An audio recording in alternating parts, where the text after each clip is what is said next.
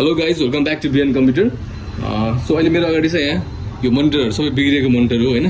तपाईँलाई चाहिँ यो मोनिटरहरू पनि अब कसरी रिपेयर गर्न सकिन्छ होइन। मोनिटर पनि बिग्रिने बित्तिकै चाहिँ अब यसलाई फालेर अर्को नयाँ लिन पर्छ भन्ने पनि छैन होइन। अलिकति थोरै ट्रिक्स युज गरेर चाहिँ यो बिग्रिने पनि सरी यो चाहिँ बन्द पनि सक्छ होइन। त्यो भएर चाहिँ अब कस्तो कस्तो केसहरू हुन्छ यसमा चाहिँ के बिग्रिन्छ अनि के बिग्रिँदाखेरि के फेर्ने भनेर चाहिँ म तपाईँलाई चाहिँ बताउन लागेको छु यो भिडियोमा होइन। सो यो चाहिँ देख्न सक्नुहुन्छ यो चाहिँ 15 इन्चको तपाईँको सबै यही टेक्नोस कम्पनीको यो चाहिँ मोनिटर हो। सस्तो खालको मोनिटर हो होइन। यो धेरै त्यो भएर चाँडै बिग्रिने गर्छ। यस्तो केसमा चाहिँ अब एउटै मोडलको तपाईँसँग थुप्रै छ भने चाहिँ अब यताको पार्ट्स यता राखेर पनि बन्ने चान्सेस एकदम हुन्छ होइन। त्यो भएर चाहिँ तपाईँले चाहिँ अब म तपाईँलाई चाहिँ आइडिया दिन्छु नि। फर्स्टमा चाहिँ टर्न यो पावर केबल यसको पावर केबल होइन जोडेर चाहिँ एक्चुली अन गर्ने कोसिस गर्नुहोस् होइन। यो अन हुन्छ कि हुँदैन भनेर चाहिँ होइन। यो तपाईँको अन भएन यो मोनिटर चाहिँ होइन। अर्को मोनिटर चाहिँ होइन यो पनि अन भएन होइन। यो पनि हेरिहालौँ।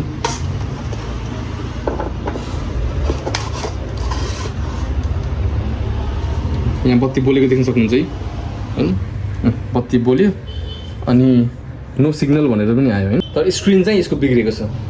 यसको स्क्रिन बिग्रेको छ होइन। तर तपाईँको चाहिँ यसमा चाहिँ पावर चाहिँ आइरहेको छ। तर इन्भर्टरमा चाहिँ पावर नै आएको छैन।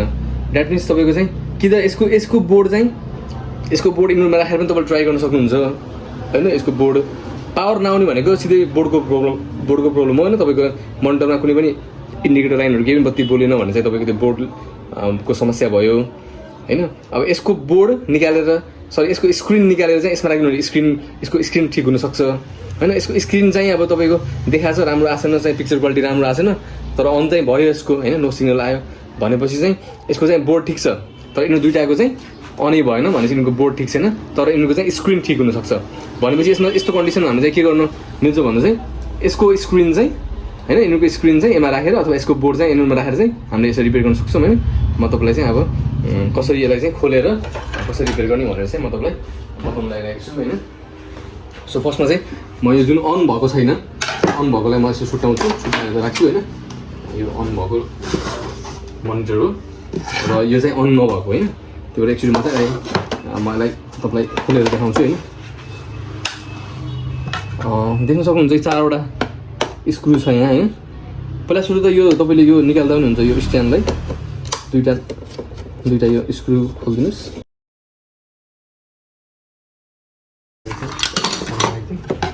त्यसपछि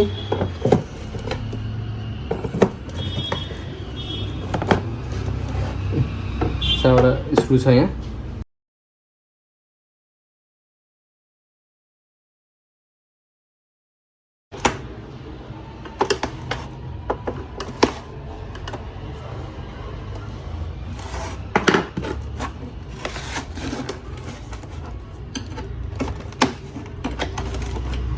लक हुन्छ होइन। त्यो लक हुन्छ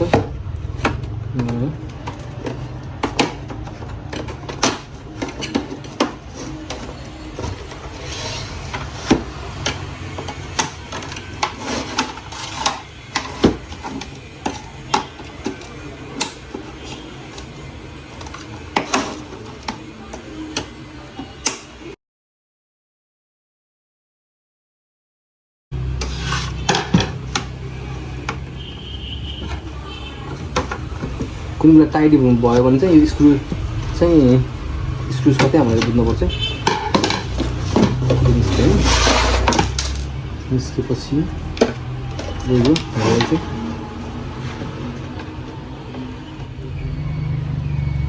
so guys as you can see over here यो मोनिटरमा चाहिँ मैले चाहिँ यो डेस्कटप सिपियु कनेक्ट गरेर हेरेको छु होइन। यसो देख्न सक्नुहुन्छ है यो मोनिटर चाहिँ एकदमै रफ छ होइन। यहाँ पनि तपाईँको यस्तो ब्ल्याक होल छ होइन। एकदमै यो पुरै रफ छ यो स्क्रिन चाहिँ।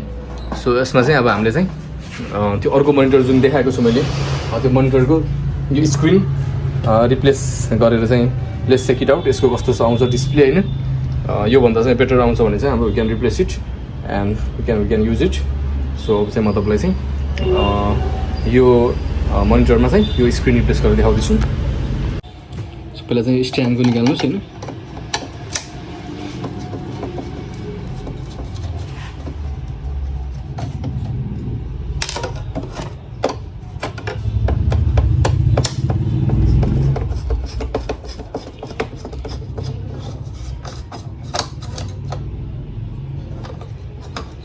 वानमै हिस्सा हुन्छ वानमा।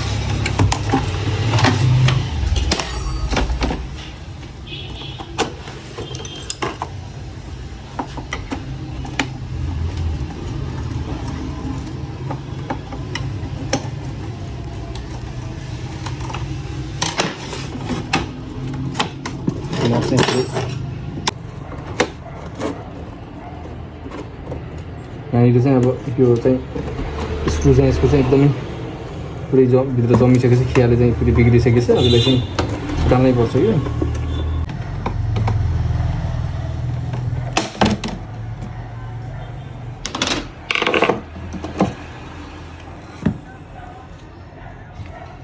एउटा यहाँ छ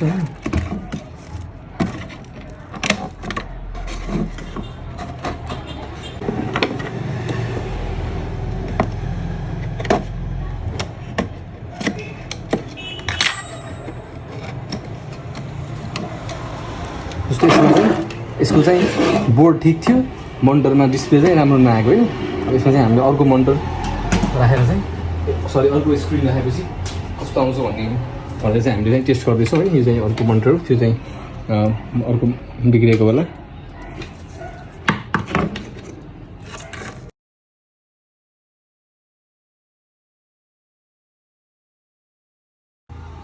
एउटा चाहिँ यो भयो होइन। ठ्याक्क स्टार्टिङ पोइन्टको ठ्याक्क यति ग्याप हुन्छ यहाँ, 5वटा पिन 5वटा तपाईँको चाहिँ 5 र यता गरेर 10 पिनको ग्याप छ।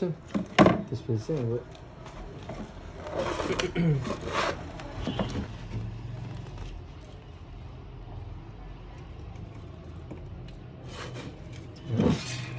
हामीले दुइटै केबल कनेक्ट गऱ्यौँ होइन। अब चाहिँ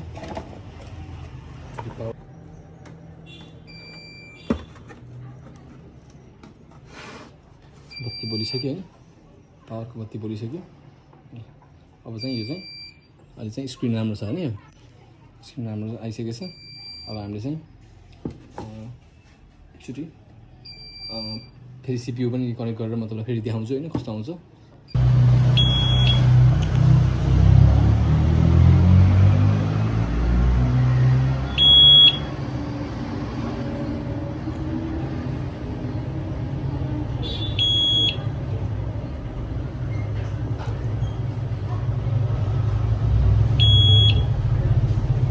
So guys, after replacing the screen, it's working very properly. That means तपाईको चाहिँ त्यो स्क्रिनमै प्रब्लम थियो र अर्को जुन अन भइरहेको थिएन त्यसको स्क्रिन चाहिँ तपाईको राम्रै थियो हैन। त्यही भएर चाहिँ तपाईको स्क्रिन देख्न सक्नुहुन्छ है, चाहिँ तपाईको पर्फेक्ट छ हैन। त्यस्तो यसमा जस्तो आउनु पर्ने हो त्यस्तै छ।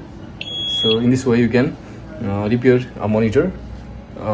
जो यो चाहिँ यसलाई फिट गर्ने प्रोसेस चाहिँ त्यही अहिले म जसरी निकालेँ त्यसलाई चाहिँ राम्रोसँग चाहिँ फेरि त्यो आउट कर्नरको कभर लगाएर तपाईँले फेरि त्यही प्रोसेसलाई रिभर्स गरेर यु क्यान कम्प्लिट होइन। तपाईँले फिट गर्न सक्नुहुन्छ, यसलाई चाहिँ इजी छ।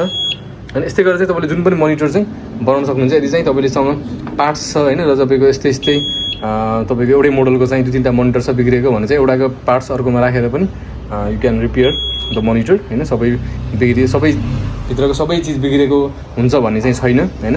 यस्तै गरेर चाहिँ मैले पनि धेरै मोनिटरहरू रिपेयर गरिसकेको छु होइन। थुप्रै मोनिटरहरू एउटै ब्रान्डको एउटै कम्पनीको मोनिटरहरू चाहिँ भित्र पार्ट्सहरू चाहिँ धेरै कुराहरू मिल्न जान्छ so guys, I hope this can be helpful for you, and thanks for watching this video, and see you guys in my next video. Bye bye.